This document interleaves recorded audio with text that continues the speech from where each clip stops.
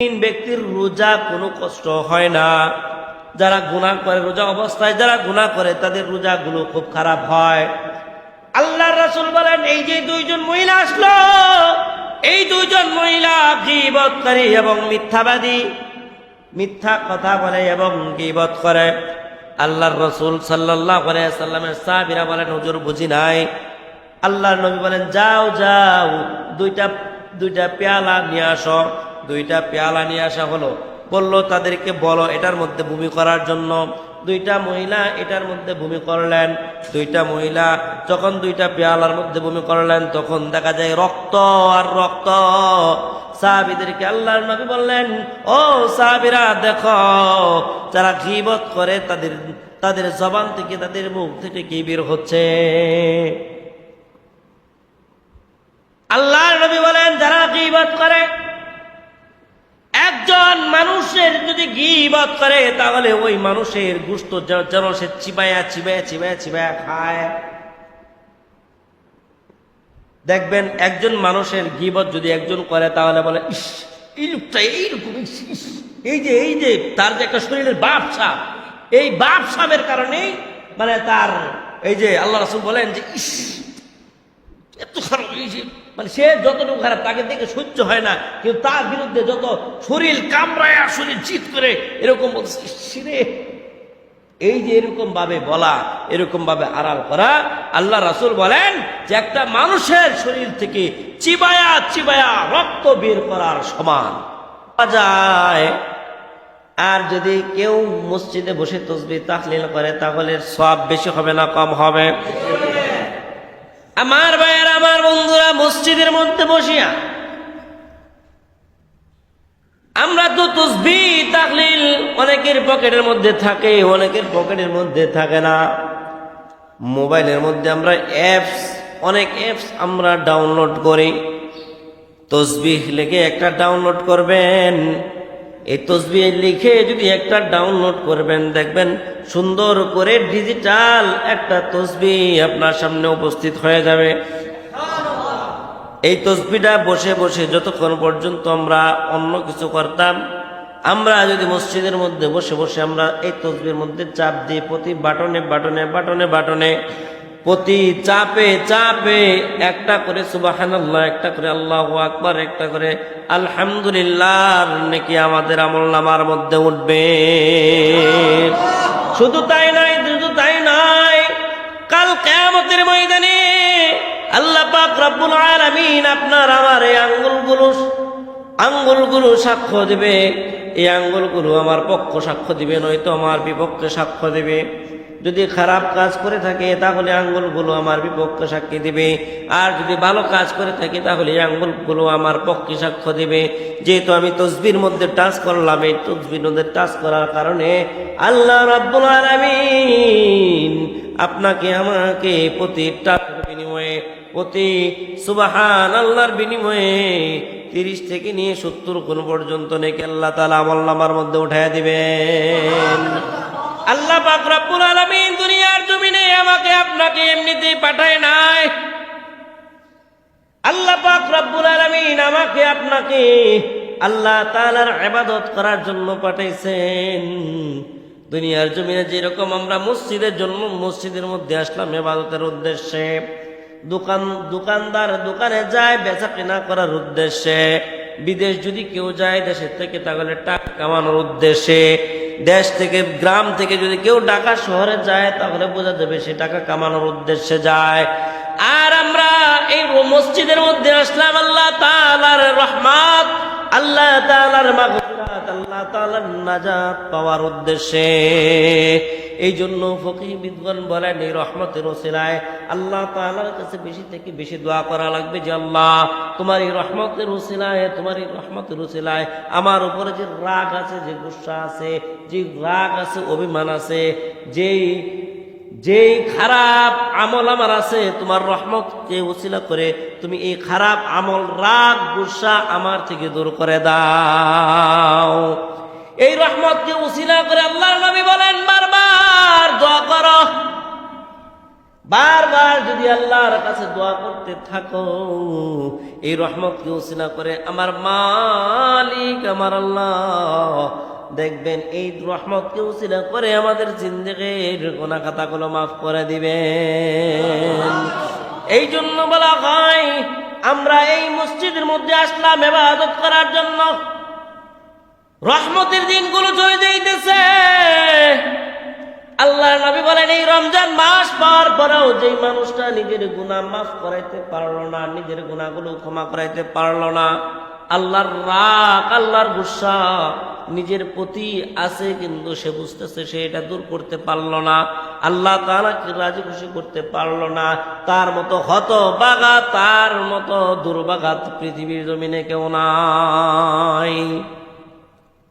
এই রমজান মাস এত দামি মাস। আল্লাহ রাব্বুল আলামিন কুরআনুল কারীমের মধ্যে বলেন শাহরু রমাদান আল্লাযী উনজিলা ফীহিল কুরআন।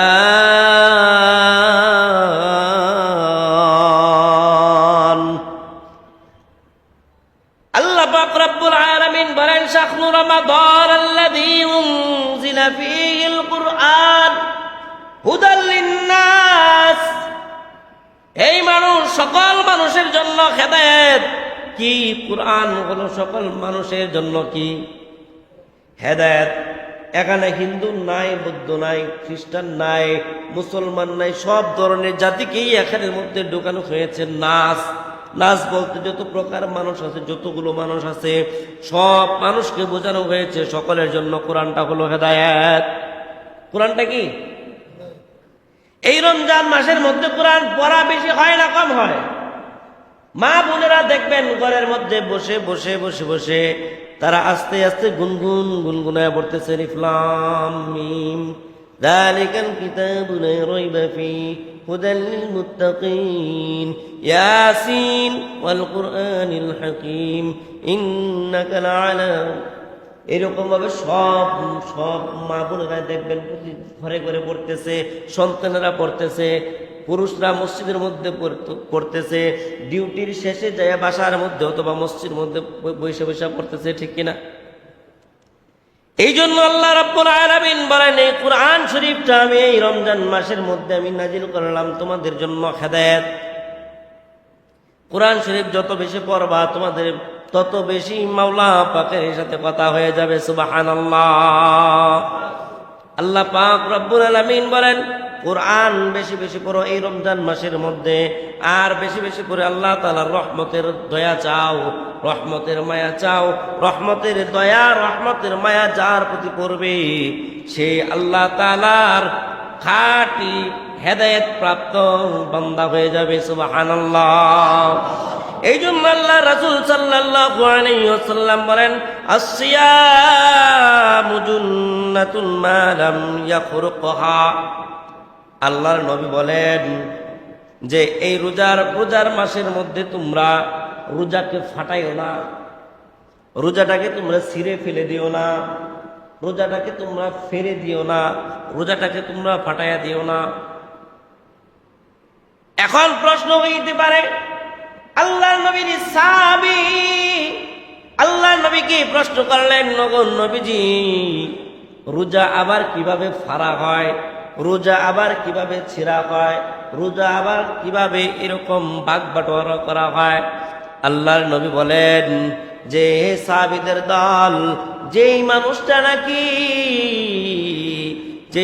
নাকি রোজা থাকিয়া মিথ্যা কথা বলে, যেই মানুষটা নাকি রোজা থাকিয়া গীবত করে, যেই মানুষটা নাকি আল্লাহ তাআলার হুকুমগুলো অমান্য করে, আবার সারাদিন না খাইয়া রোজাও রাখে, এই মানুষটার রোজা হলো রোজা ফারার রোজার মতো। আল্লাহ নবী বলেন আসসিয়ামু জুন্নাতুন মা লাম ইয়াখরুকহা। রোজা হলো মুমিনদের জন্য একটা ডাল স্বরূপ। কি স্বরূপ? রোজা হলো মুমিনদের জন্য একটা ডাল স্বরূপ। ডাল চিনেন? দেখবেন দাঙ্গা বাহিনী পুলিশের একটা গ্রুপ আছে দাঙ্গা বাহিনী। এই দাঙ্গা বাহিনীর প্রত্যেকটা হাতের মধ্যে এক হাতের মধ্যে লাঠি থাকে, আরেক হাতের মধ্যে দেখবেন একটা ডাল থাকে। যখন দেখবেন বিভিন্ন ফ্যাক্টরির মধ্যে গন্ডগোল হয়, রাস্তাঘাটের মধ্যে অবরোধ হয়, বিভিন্ন জায়জামেলার মধ্যে পড়ে, তখন দেখবেন তারা শক্ত হেলমেট পরে এবং গুলি যাতে না ঢোকে এরকম ভাবে একটা জ্যাকেট পরে, আর হাতের মধ্যে একটা ডাল থাকে। ডালের কাজগুলা কি? এই ডালের কাজ হলো যদি কোনো মানুষ আঘাত করে তাহলে আঘাতটা ফিরিয়ে দেওয়া, আঘাত যেন তার শরীরের মধ্যে না লাগে। আল্লাহর রাসূল বলেন যে রোজাটা হলো একটা ডাল স্বরূপ। যে কোনো প্রকার গীবত যদি আমার শরীরে আসতে চাই তাহলে বলবে চুপ, আমি রোজাদার, আমার সামনে গীবত করবা না। কেউ যদি তোমার সাথে মিথ্যা কথা বলে তুমি বলবা চুপ, আমি রোজাদার, আমার সামনে মিথ্যা কথা বলা যাবে না। যদি কেউ জিনা করতে চায়, যদি কেউ অপরাধ করতে চায়, তাহলে তুমি বলবা যে চুপ, জিনাও করা যাবে না, আমার সাথে এইরকম কোনো পরামর্শ করা যাবে না, খারাপ কথাও বলা যাবে না। কারণ হলো আমি রোজাদার। এই জন্য এইরকম এই রোজাটা হলো মুমিনদের জন্য একটা ডাল স্বরূপ। যেই মুমিন, যেই মুসলমান রোজা অবস্থায় মিথ্যা কথা বলবে না, গীবত করবে না, এই দুইটা জিনিস আমাদের কম না বেশি? কথা কয় না, এই দুইটা জিনিস কম না বেশি? আমরা মিথ্যা কথা কম বলি না বেশি বলি? মিথ্যা কথা বেশি বলি। গীবত কম করি না বেশি করি? আরে বাপরে বাপ, এত পরিমাণ গীবত হয়, এটা মানুষের ঘি আর ভাত যেরকম হয়ে গেছে, এই গীবতটাও এরকম হয়ে গেছে। মানুষ একজনের আড়ালে আরেকজনের বদলাম এই পরিমাণে বলে যে ওরে বলে ওরে ডিলেট করে সে প্রিয় হয়ে যায়। আহা, এই যে গীবত করতেছে, এই গীবত করা সম্পূর্ণরূপে হারাম। গীবত করা যাবে না। একটু ফাঁক পাইলে দেখবেন চাষটুলা বৈশা, একটু ফাঁক পাইলে দুইজনের সাথে বৈশা, আরে এই লোক তো বেশি সুবিধার না, না সে বলবো যে না মোটামুটি চলে। আরেকজন তাদের কাছে খবর নেওয়ার জন্য আরেকটু পিন মেরে দেয় যে হ্যাঁ এই লোক দেখছে যে এটার তো সুবিধার না। এই যে পরস্পরে গীবত করে নিজের আমল নামার মধ্যে গুনাহগুলো আপনি করতেছেন। আশরাফ আলী থানভী রাহমাতুল্লাহি আলাইহি বলেন, এই সমস্ত গীবত যারা করে, ভালো করে শুনে নেন, এই সমস্ত গীবত যারা করে, আশরাফ আলী থানভী রাহমাতুল্লাহি বলেন যে আমার দরবারে এসে এক মুরিদ গীবত করতেছে, আমার গীবত করতেছে, আর সেই খবরটা আমার মুরিদে এসে বলছে। আশরাফ আলী থানভী রাহমাতুল্লাহি আলাইহি প্লেট ভর্তি আঙ্গুর, প্লেট ভর্তি আপেল, প্লেট ভর্তি কমলা, প্লেট ভর্তি বেদানা, প্লেট ভর্তি ফল ফ্রুট দিয়া ওই গীবতকারীর বাড়ির মধ্যে পাঠায় দিছেন। যেই লোকটা গীবত করতেছে, গীবত আমার নামে আরেকজন গীবত করতেছে, আমি ফল ফ্রুট কিনে এরকম প্লেট সাজাইয়া আমি আপনার বাড়িতে পাঠায় দিলাম। মুরিদ বেকল হয়ে গেছে। মুরিদ বলেন, ও পীর সাহেব, আমার অনেক প্রশ্ন জেগে গেছে। যেই জায়গার মধ্যে আপনি রাগান্বিত হইতেন, যেই জায়গার মধ্যে আপনি গুসা করতেন, আপনি ফায়ার হয়ে যাইতেন, ওই জায়গার মধ্যে আবার প্লেট ভর্তি ফল কেন তার বাড়িতে পাঠায়া দেন? মুরিদকে পীর সাহেব ডাক দিয়ে বলেন, ও মুরিদ, তুমি বুঝবা না, দুনিয়ার মধ্যে এমন হতভাগা কে আছে? কেমন হতভাগা যে একটা মানুষ সুবহানাল্লাহর আমল করার পর তার আমল নামার মধ্যে সুবহানাল্লাহর নেকি উঠেছে। একজন 5 ওয়াক্ত নামাজ পড়ার পর তার 5 ওয়াক্ত নামাজের সওয়াব তার আমল নামার মধ্যে উঠেছে। একজন মানুষ ইবাদত করেছে, কোরআন পড়েছে, তাসবিহ তাহলিল করেছে, ইস্তিগফার করেছে, এর আমলটাও তার আমল নামার মধ্যে উঠেছে। আর সেই আমল নামা থেকে আমাকে আমি চাওয়ার আগে আমার আমল নামার মধ্যে দিতেছে। এমন হতভাগা কে আছে? দুনিয়ার জমিনে কি একজন আরেকজনকে নেকি দিয়ে দেয় নাকি? দুনিয়ার জমিনে যেহেতু নেকি দেয় না, পরকালের জমিন তো প্রশ্নই আসে না। পরকালের জমিনে তো কেউ একটা নেকিও দিবে না। তাহলে দুনিয়ার জমিনের মধ্যে একজন আরেকজনকে নেকি দিয়ে দিতেছে, এর চেয়ে হতভাগা আর কে আছে? মুরিদ কয়, হুজুর বুঝলাম না। আশরাফ আলী থানভী রহমতুল্লাহ আলাই বলেন, ও মুরিদ, যে ব্যক্তি নাকি একজন আরেকজনের গীবত করলো, একজনের আড়ালে আরেকজনের বদনাম করলো, একজনের আড়ালে আরেকজনের দোষ বর্ণনা করলো, সে এমন করলো যে তার নেকি গুলো ওই ব্যক্তিকে দিয়ে দিয়েছে, আর আমার গুনাহগুলো আবার ওই ব্যক্তি নিয়ে নিয়েছে। কি করলো? ভালো করছে না খারাপ করছে? হ্যাঁ, চাষটলে বৈশা তো আমাদের প্রধান বিচারকের কাঠগড়া হইল চাষটল। এই চাষটলের মধ্যে বৈশা আমরা যে এই যে গীবত করি, এই যে একজন আরেকজনের প্রতি দোষ করি, দোষ বর্ণনা করি, কেন বলি? এই কথা না বলে, দোষ তার বর্ণনা না করে তাকে সংশোধনের নিয়তে আমি বলি যে ভাই, এই কাজটা একটু এইভাবে করলে ভালো হয়, একটু দয়া করে এই কাজটা একটু এইভাবে করেন না, এইভাবে করলে মনে হয় কাজটা ভালো হইতো। ওই লোকটা দেখবেন আজকে না হোক কালকে, কালকে না হোক পরশু, দেখবেন সে আস্তে আস্তে সংশোধন হয়ে যাবে। আর যদি সে সংশোধন না হয়, তাহলে তার লাইফ সে কাটছে, আমাদের তো আর দোষ নাই। আমাদেরকে আল্লাহর হাবিব সাল্লাল্লাহু আলাইহি ওয়াসাল্লাম বলেন, লিউবাল্লিগু শাহিদুল গায়ব, যে তুমি যারা অনুপস্থিত আছে, উপস্থিতদেরকে আমার পক্ষ থেকে একটা বাক্য পৌঁছায় দাও। আমি যেই কথাগুলো বলতেছি, যারা ছিল না, এই দেখেন আল্লাহ রাসূল সাল্লাল্লাহু আলাইহি ওয়াসাল্লাম যেই কথাগুলো বলছেন, বাস্তবে দেখেন কিছুক্ষণ পরে মসজিদ পুরাটা ভরে যাবে। কিন্তু এখন যারা নাই, যেই কথাটা এখন বললাম, তারা তো এখন শুনতে পারে নাই। গীবত করলে কি হবে, একজনের বদনাম বললে কি হবে, এটা তো সে শুনতে পারে নাই। এইটার দায়িত্ব হলো আপনার, যারা শুনতে পারে নাই তাদেরকে এই জিনিসটা পৌঁছায় দেওয়া। আপনি চাষটলে বসেন, দোকানপাটি বসেন, আর যেখানে বসেন, যে ভাই আজকে একটা কি আমল হয়েছে জানো, যে কি, যে গীবত করা যাবে না। যে গীবত করলে কি হবে, যে গীবত করবে তাকে তার নেকি দিয়ে দেওয়া হবে, এবং তার গুনাহগুলো আবার টেনে নিয়ে আসা হবে। এই জন্য গীবত করা যাবে না। আল্লাহ রাসূল সাল্লাল্লাহু আলাইহি ওয়াসাল্লাম বলেন, এরকম মজমা বসেছে, মজমার মধ্যে দুইটা মহিলা খুব দুর্বল অবস্থায় আমার দরবারে এসেছে। দুইটা মহিলা যখন আমার দরবারে এসেছে, খুব কাকুতি মিনতি করতেছে, তাদের রোজার হালাত বিরাট খারাপ, তাদের রোজাগুলো বিরাট খারাপ হয়ে গেছে। দেখবেন ঘর বাড়ির মধ্যে একজন মহিলা আর একজন মহিলা পাশাপাশি যদি রুম থাকে, পাশাপাশি যদি উঠান থাকে, ঘর থাকে, এই মহিলাগুলো সব থেকে বেশি গীবত করে, সব থেকে বেশি মিথ্যা কথা বলে। এই সমস্ত কাজগুলো সবচেয়ে বেশি মহিলারা করে। এই জন্য আল্লাহ রাসূল বলেন, সাহাবীরা তোমরা দেখো, এই যে মহিলা দুইজন আসলো, তারা শরীর খুব খারাপ। কেন খারাপ? মুমিন ব্যক্তির রোজা কোনো কষ্ট হয় না। যারা গুনাহ করে, রোজা অবস্থায় যারা গুনাহ করে, তাদের রোজাগুলো খুব খারাপ হয়।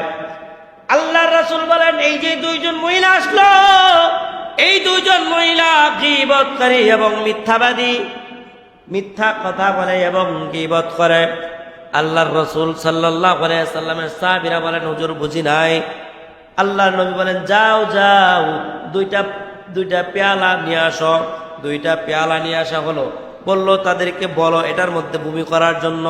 দুইটা মহিলা এটার মধ্যে বমি করলেন। দুইটা মহিলা যখন দুইটা পেয়ালার মধ্যে বমি করলেন, তখন দেখা যায় রক্ত আর রক্ত। সাহাবীদেরকে আল্লাহর নবী বললেন, ও সাহাবীরা দেখো, যারা গীবত করে তাদের জবান থেকে, তাদের মুখ থেকে কি বের হচ্ছে। আল্লাহর নবী বলেন, যারা গীবত করে, একজন মানুষের যদি গীবত করে, তাহলে ওই মানুষের গোশত যেন সে চিবায়া চিবায়া চিবায়া চিবায়া খায়। দেখবেন একজন মানুষের গীবত যদি একজন করে, তাহলে বলে, ইস, এই লোকটা এইরকম, এই যে তার যে একটা শরীরের বাপসা, এই বাপসাবের কারণেই তার এই যে আল্লাহ রাসূল বলেন যে, ইস, এত খারাপ, মানে সে যতটুকু খারাপ তাকে দেখে সহ্য হয় না, কিন্তু তার বিরুদ্ধে যত শরীর কামড়ায় আর শরীর চিৎ করে এরকম বলছে, ইসরে এই যে এরকম ভাবে বলা, এরকম ভাবে আড়াল করা, আল্লাহ রাসূল বলেন যে একটা মানুষের শরীর থেকে চিবায়া চিবায়া রক্ত বের করার সমান। চিবায়া চিবায়া রক্ত বের করার সমান। এক ভাই যদি আরেক ভাইয়ের গীবত করে তাহলে তার থেকে চিবায়া চিবায়া রক্ত বের করতেছে। এক বোন আরেক বোনে যদি গীবত করে তাহলে তার শরীর থেকে চিবায়া চিবায়া রক্ত বের করতেছে। তাহলে কেন করি আমরা এটা? আল হাক্ক মুররুন, সত্য কথা বলো যদি এটা তিক্ত। তোমাকে খারাপ বলতেছে, কিন্তু একটা সময় বুঝবে যে এই লোকের সামনে এটা বলা যাবে না, এটা বললে সে কিন্তু পাল্টাপাল্টি জবাব দিয়ে দিবে।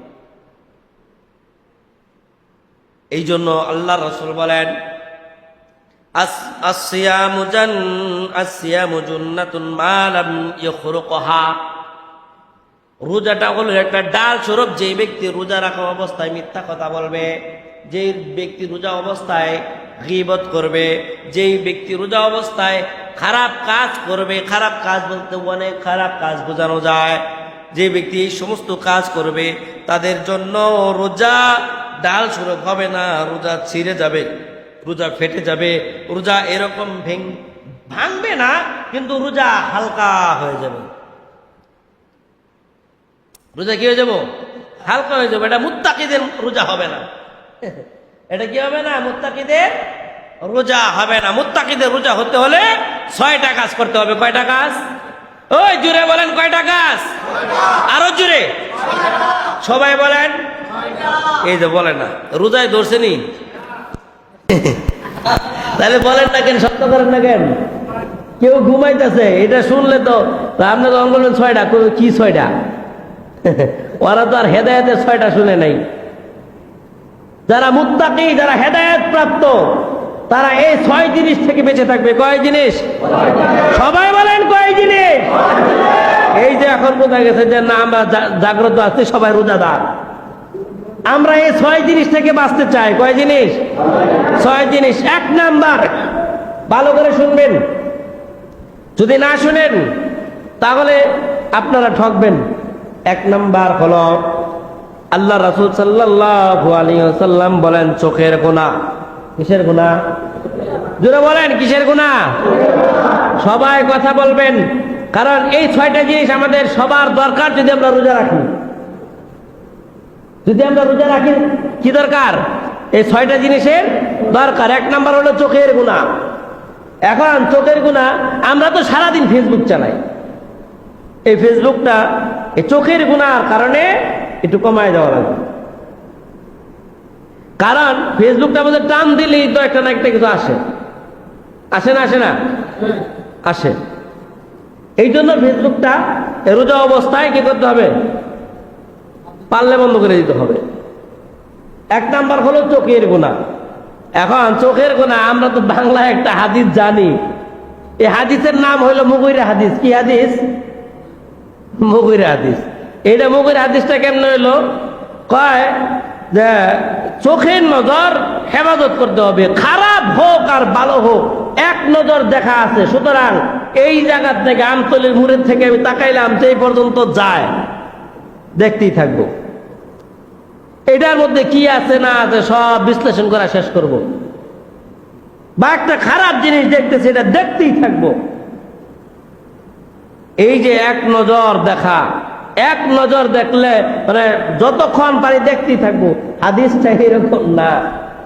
1 নজর দেখা জায়েজ আছে বলতে, আপনি রাস্তা দিয়ে চলতেছেন, এখন যদি মাথা নিচু করে যদি চলতে থাকেন, চোখ বন্ধ করে যদি চলতে থাকেন, তাহলে এটার জন্য তো বিপদ আরো বেশি। ওই দিক দিয়েও একজন আসতেছে। আমাদের দেশে তো হলো মানে উল্টা উল্টা, মানে ভাবে উল্টা, এইভাবে চলি। তাহলে এই যে আমরা যে গেলাম, আমরা রাসূলের সুন্নত হলো যাওয়ার সময় ডান দিয়ে যাবা, আসার সময় ডান, তোমার হাতে ডান দিয়ে আসবা। তাহলে যাওয়ার সময় ডান দিয়ে হলো, আসার সময় বাম দিয়ে আসা হলো, ঠিক না? এটা হলো রাসূল সাল্লাল্লাহু আলাইহি সাল্লামের সুন্নত। কিন্তু আমরা তো যেই দিক দিয়ে আমি যাই এদিক দিয়ে আবার আসি, এই সাইড দিয়ে মানুষ চলাফেরা করতেছে। এখন ফ্যাক্টরি ছুটি দিল বা ফ্যাক্টরি এলাকাত নাই, আপনি বাজার থেকে বাসায় যেতেছেন, দোকান থেকে বাসায় যাইতেছেন। এখন সুবহানাল্লাহ পড়তে পড়তে আমি যাইতেছি, যাই হেরে আমি মনে করেন যে একজনের সাথে খেলাম দুসা, তাহলে কাজটাকে খারাপ হলো না ভালো হলো?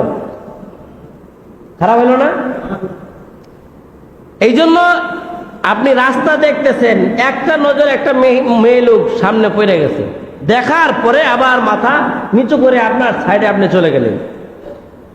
এখন যদি আপনারা এই মানুষটাকে এইভাবে দেখলেন, দেখার পরে সে এই বোঝাইতেছে এক নজরে পাতি মারলেন না, এমনি যাইতেছে, তাহলে এটা কি হইলো? কথা কয় না, কথা কয় না। এটাও তো একটা নজর, তাই না? আপনি এইভাবে দেখছেন, এইভাবে দেখার পরে এইভাবে দেখতেছেন, যাইতেছে, দেখতেছেন, সে মানে দেখতেই আছে।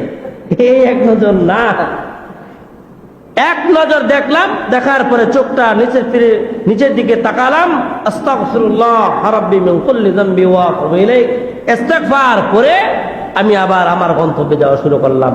এটা হলো ইস্তিগফার, এটা হলো এক নজর। বুঝতে পারছেন? তাহলে এক নম্বরে চোখের হেফাজত, এক নম্বরে কিসের হেফাজত? চোখের হেফাজত। নাম্বার 2 জবানের হেফাজত, যেটা আগে বললাম, গীবত থেকে, মিথ্যা কথা থেকে নিয়ে যত ধরনের গুমরাহি আছে কিছুই করা যাবে না। এই মাহে রমজানের পবিত্রতা রক্ষা করার জন্য, এই রহমত পাওয়ার জন্য মুখটাকে হেফাজত করতে হবে। যতটুকু সময় মিথ্যা কথা বলবো, যতটুকু সময় আমরা গীবত করব, ততটুকু সময় আমরা একবার সুবহানাল্লাহ পড়ব, আল্লাহ তাআলা 100 নেকি আমাদের আমলনামার মধ্যে উঠায় দিবেন। নাম্বার 3, ভাল লাগে না? কি লাগে না? ভাল লাগে না। এখন ভালো লাগে না, কি করব? সময় দিতেছে না, এত টাইম আজকে রোজা ধরে দিছে রে। এই যে একটা মনোভাব নিয়ে ইয়ারফোন কানে নিয়ে মনে করেন শুরু করে দিল, এই যে শুরু করে দিলে। এখন তো কত সুন্দর সুন্দর জায়েজ গান বার হয়েছে না? এখন সুন্দর সুন্দর জায়েজ গান বার হয়েছে, কত সুন্দর সুন্দর এই জায়েজ গানও আবার আমাদের মতো হুজুররাও গায়, ঠিক না? খালি আপনাদেরকে বলি এরকম না, আমাদের মতো হুজুররাও গায়। কি গায়? গাইতাম নি? থাক, রমজান মাস।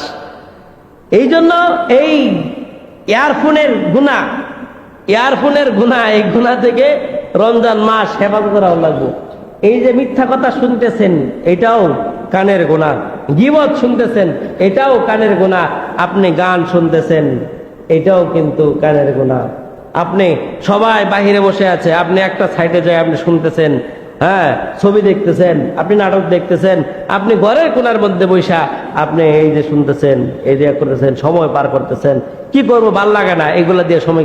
কেন ভাই? কোরআন তেলাওয়াত কি নাই? হুজুরদের বয়ান কি নাই? তাহলে আমরা ওইগুলা বাদ দিয়ে আমরা এইগুলা কেন শুনতেছি? এইগুলা কেন শুনতেছি বলেন? তাহলে 1 নাম্বার কি বলেন? সবাই কথা বলেন। 1 নাম্বার কিসের গুনাহ? 2 নাম্বার মুখের গুনাহ, 3 নাম্বার কানের গুনাহ, 4 নাম্বার সারা শরীরের অঙ্গ প্রত্যঙ্গের মধ্যে যত গুনাহ আছে সব গুনাহ থেকে হেফাজত থাকতে হবে। এখন বুঝেন, সারা শরীরের মধ্যে অঙ্গ প্রত্যঙ্গের মধ্যে কত গুনাহ হইতে পারে। সারা শরীরের মধ্যে অঙ্গ প্রত্যঙ্গের মধ্যে অনেক গুনাহ হইতে পারে। এই জন্য সারা শরীরের মধ্যে যত প্রকার গুনাহ আছে সমস্ত প্রকার গুনাহ থেকে হেফাজতে থাকতে হবে। এটা হতে পারে জিনার গুনাহ, এটা হতে পারে টাচের গুনাহ, এটা হতে পারে হাতের গুনাহ। সমস্ত গুনাহ থেকে এই মাসে রমজান থেকে যদি আপনি হেফাজতে থাকতে পারেন, আল্লাহর নবী বলেন এই মানুষটাই হলো মুত্তাকি হেদায়েত প্রাপ্ত। এই মানুষটাই হলো মুত্তাকি হেদায়েত প্রাপ্ত। আর 5 নাম্বার হলো, রোজার মাসের মধ্যে বেশি খাবার খাবেন না। রোজার মাসের মধ্যে বেশি খাবার খাবেন না।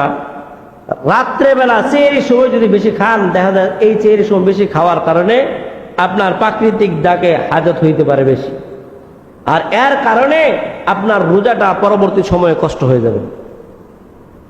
ইফতারির সময় যদি আপনি বেশি খান, এটার জন্য আপনি তারাবি বা অন্যান্য ইবাদত করা আপনার জন্য কষ্ট হয়ে যাবে। এই জন্য আল্লাহ রাসূল বলেন যে ইফতারির সময়ও কম খাওয়া লাগবে, সেহরির সময়ও কম খাওয়া লাগবে। হ্যাঁ, রোজা অবস্থায় রোজার মাসের মধ্যে একটু কম খাওয়া, এটাও একটা আমাল। আর 6 নাম্বার হলো আল্লাহ তাআলাকে বেশি বেশি ভয় করা লাগবে। এই রোজার মাস কি করা লাগবে? 6 নম্বরে আল্লাহ তাআলাকে বেশি থেকে বেশি ভয় করা লাগবে। এই 6টা আমল এই রোজার মাসে করা যাবে না? এই আমল, এই 6টা কি খুব কঠিন? হেদায়েত প্রাপ্ত আর মুত্তাকি হওয়ার জন্য কয়টা আমল? 6টা আমল। 1 নাম্বার হলো চোখের গুনাহ, 2 নাম্বার হলো মুখের হেফাজত, 3 নাম্বার হলো কানের হেফাজত, 4 নাম্বার হলো পুরা বডির হেফাজত, 5 নাম্বার হলো বলেন কম খাওয়া। কি? কম খাওয়া। আর 6 নাম্বার হলো আল্লাহ তাআলাকে ভয় করা। আর আল্লাহ রাসূল সাল্লাল্লাহু আলাইহি ওয়াসাল্লাম বলেন 2টা জিনিস বেশি বেশি করবা, আর 2টা জিনিস এমন 2টা জিনিস করবা যে 2টা জিনিস আল্লাহ তাআলাকে সন্তুষ্ট করে, আর 2টা জিনিস এমন আছে যে 2টা জিনিস না করলে উপায় নাই। আল্লাহ রাসূল সাল্লাল্লাহু আলাইহি ওয়াসাল্লাম বলেন 2টা আমল এমন বেশি বেশি করবা যেন আল্লাহ তাআলা সন্তুষ্ট হয়, আর 2টা আমল এমন আছে যে 2টা আমল না করলে তোমার উপায় নাই। 2টা আমল বেশি বেশি করতে হবে। এই 2টা আমল হলো, এই যুবক ভাইয়েরা, বৃদ্ধ বাবাজিরা, এই 2টা আমল ভালো করে করে শুনে নেন। 2টা আমল হলো, 1 নাম্বার আমল হলো ইস্তিগফারের আমল। 1 নাম্বারে এই 2টা আমল বেশি বেশি করা লাগবে। আর 2টা আমল, যেই 2টা আমল না করলে উপায় নাই, যেই 2টা আমল, এই 2টা আমল না করলে উপায় নাই। 1 নাম্বার আমল হইল জান্নাত এই মাসের মধ্যে বেশি বেশি চাইতে হবে। কি চাইতে হবে? জান্নাত এই মাসের মধ্যে বেশি বেশি চাইতে হবে। আর জাহান্নামের আগুন থেকে এই মাসের মধ্যে বেশি বেশি বাঁচতে চাইতে হবে, কারণ জাহান্নামের আগুন বড় কঠিন, জান্নাতের শান্তি বড় শান্তির জায়গা। এই জন্য আল্লাহ রাসূল বলেন 2টা আমল বেশি বেশি করবা, আর 2টা আমল না করলে উপায় নাই। যেই 2টা আমল বেশি বেশি করা লাগবে, এই 2টা আমলের নাম কি? 1 নাম্বার ইস্তিগফার, 2 নাম্বার আশহাদু আল্লা ইলাহা ইল্লাল্লাহ। আর 2টা আমল, যে 2টা আমল না করলে উপায় নাই, এই 2টা আমলের নাম কি? জান্নাত চাইতে হবে, জাহান্নাম থেকে বাঁচতে হবে। এই আমলগুলো মনে থাকবে ইনশাআল্লাহ। আজকে জুমার দিনে টোটালি 8টা আমল দেওয়া হয়ে গেল, 10টা আমল দেওয়া হয়ে গেল। কয়টা আমল? 10টা আমল। এই 10টা আমল পুরা রমজান মাস ক্যাপচার হবে ইনশাআল্লাহ। সবাই পারবো তো ইনশাআল্লাহ? আল্লাহ পাক রব্বুল আলামিন আমাদের সবাইকে আমলের সাথে মুত্তাকি হওয়ার স্বার্থে,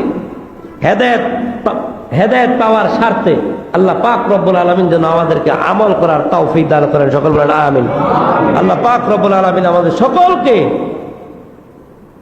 আল্লাহ তাআলার এই রহমতের দিনগুলোর মধ্যে রহমত পাওয়ার তৌফিক দান করুক। সকল বলেন আমিন। রাগ, গুসা, হিংসা, বিদ্বেষ সব কিছু যেন আল্লাহ পাক রব্বুল আলামিন আমাদের থেকে দূরে সরায় নেন। আল্লাহ তাআলার রহমত আমাদের উপরে ঢেলে দেন। সকলে বলেন আমিন। ওয়া আখিরু দাওয়ানা আলহামদুলিল্লাহি রাব্বিল আলামিন। ক্বাবলা জুমআত রাকাত